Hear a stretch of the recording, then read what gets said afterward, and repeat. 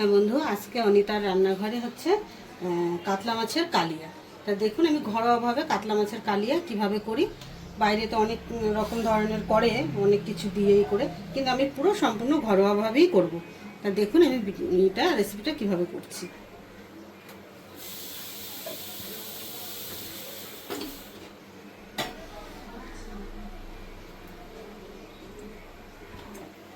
আমি কড়াতে তেল দিয়ে দিলাম, তেলটা আবার গরম হয়নি, কেন তেল গরম না হলে এটা মাছটা লেগে যাবে।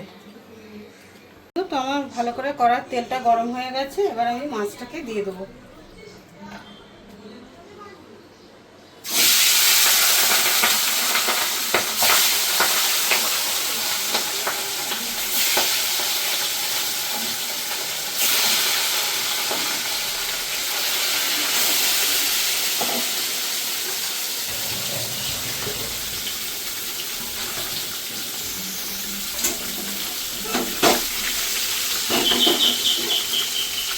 বন্ধু, তো মাছটা ভালো করে ভাজা হয়নি। হ্যাঁ বন্ধু, দেখে নিই মাছ ভাজাটা আমি ভালো রাখছি।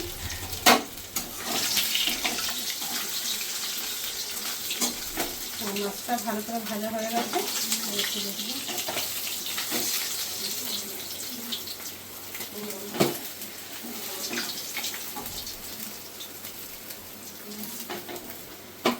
এই তেলে আমি ফোড়নটা দিয়ে দেবো।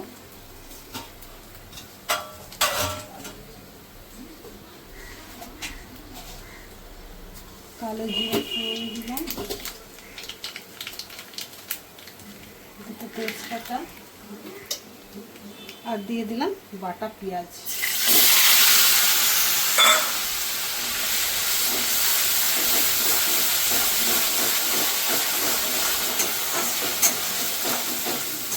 পেঁয়াজটা একটু ভাজা হয়ে যাক ভালো করে।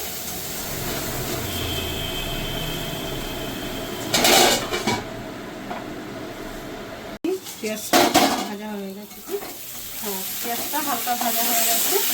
এবার আমি দিয়ে দেবো আর যা বাকি মশলা আছে সেটা। এটাতে আছে কাঁচা লঙ্কা, আদা রসুন আর টমেটো বাটা, এটাকে আমি দিয়ে দিলাম। এবার দিয়ে দেবো গুঁড়ো মশলাটা, একটু লাল লঙ্কার গুঁড়ো দেবো আর পরিমাণ মতন হলুদ গুঁড়ো দিয়ে দিলাম।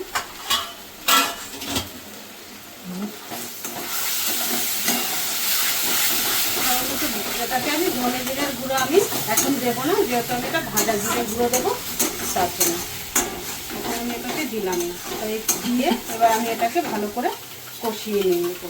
আর তার সঙ্গে দিয়ে দিলাম আমি 2 চামচ টক দই।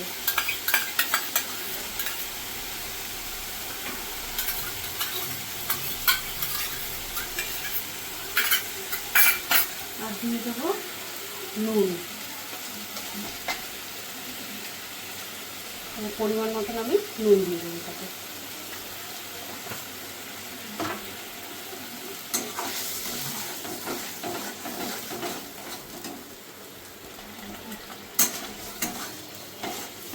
তো মশলাটা ভালো করে কষাতে হবে, এটা যেন কাঁচা গন্ধ একদমই না থাকে, তার জন্য 5টা মিনিট ভালো করে মশলাটা একটু আমি কষিয়ে নেব।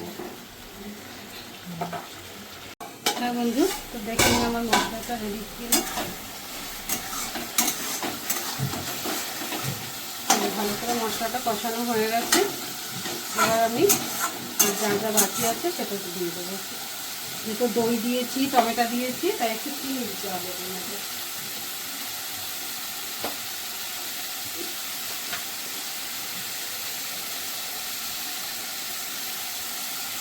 দিয়ে দিলাম একটু চিনি।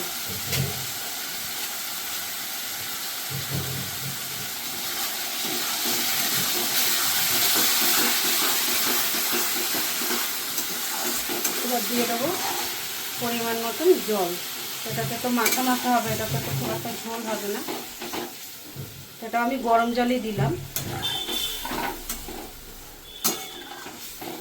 তো ফুটানো গরম জল দিয়েছি, তাই আমি মাছটাও আবার দিয়ে দেবো।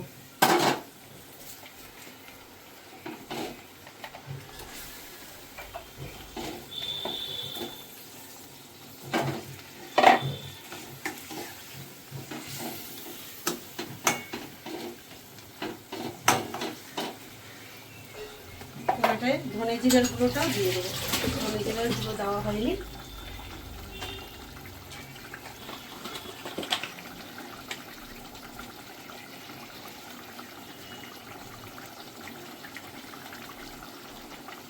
দিয়ে দিলাম ভাজা ধনে জিরার গুঁড়ো। আর চাইলে আপনারা এটাতে গরম মশলাও দিতে পারেন বা ধনেপাতা কুচিও দিতে পারেন। আমি দিয়ে দেবো ধনেপাতা কুচি।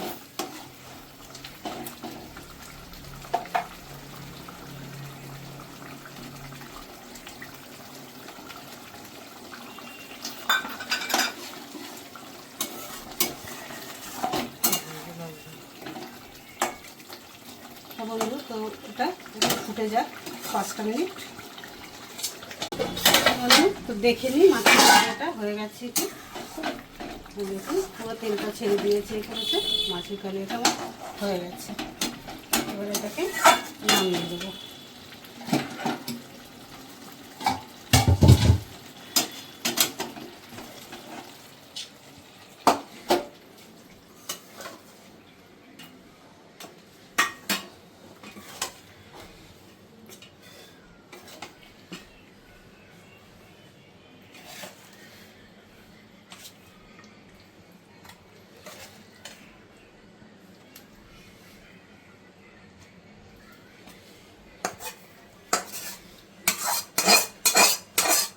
তো এই ছিল আমার মাছের কালিয়া ঘরোয়া। কেমন লাগলো আপনাদের জানাবেন। আপনারাও এইভাবে বানিয়ে খেয়ে দেখবেন।